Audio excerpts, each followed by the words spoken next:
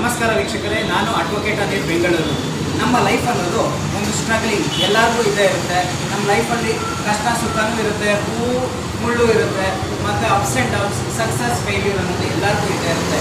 Life ಅನ್ನೋದೇ ಒಂಥರ struggling ಎಲ್ಲರಿಗೂ ಇರುತ್ತೆ. ನಮ್ಮ ಕಾನೂನೆಲ್ಲ ಅದನ್ನು ಹೇಳಬೇಕು ಅಂದರೆ ನಮಗೆ ಏನಾದರೂ ಅಡ್ವೈಸ್ ಆರ್ಡರ್ ಬಂದರೆ ಎವ್ರಿ ಆರ್ಡರ್ ಇಸ್ ಚಾಲೆಂಜಬಲ್. ಯಾವುದಕ್ಕೂ ಡಿಪ್ರೆಷನ್ಗೆ ಹೋಗಬಾರ್ದು.